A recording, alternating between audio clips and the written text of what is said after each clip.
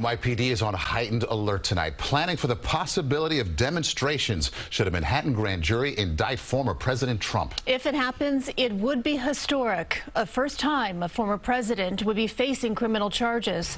Among the precautions, NYPD officers unloaded barricades this morning around the criminal court building in Lower Manhattan. CBS 2 political reporter Marcia Kramer here now live with the details on the case. Marcia.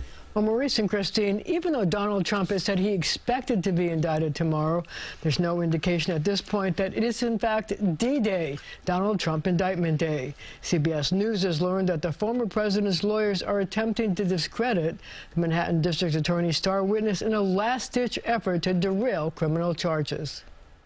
I'd like to thank the NYC DA Meg Reese. She's here representing.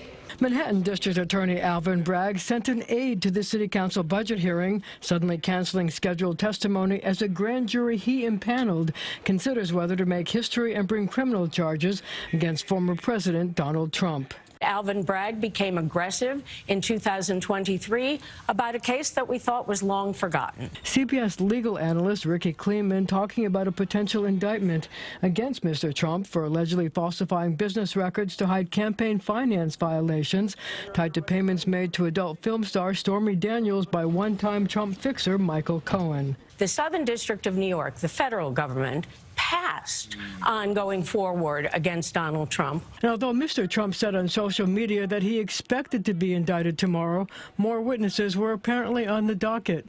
CBS News sources saying Trump's lawyer requested the grand jury hear from attorney Robert Costello, Cohen's former legal advisor. They hope he can discredit Cohen.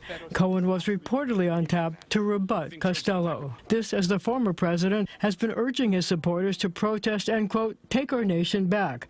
The message has put New York City and federal law enforcement on high alert. We're monitoring comments on social media, and the NYPD is doing their normal role of making sure that there's no inappropriate actions in the city. NYPD brass holding Zoom meetings with Secret Service, court officers, and others who will be in charge of protecting the city if the former president is charged. Intelligence sources tell CBS News they're seeing a, quote, significant increase in threats and violent rhetoric from online domestic violence extremists. But sources say that after the January 6th protests and the heavy sentences handed out to participants, it's unclear whether the chatter will result in mayhem here. House Speaker Kevin McCarthy says the potential demonstrations should be peaceful. We want calmness out there. Nobody violence or harm to anything else. Now, the former president has been posting on social media about the possibility of an indictment and attacking the DA for several days. He's also sent out numerous fundraising requests, hoping to use the issue to fill his campaign coffers. By the way, if Trump is charged, plans are being drawn up to let him enter the courthouse privately. It's also unclear whether after he's arraigned, he will hold a news conference. Christine and Maurice? We wait and see. All right, Marcia, thank you.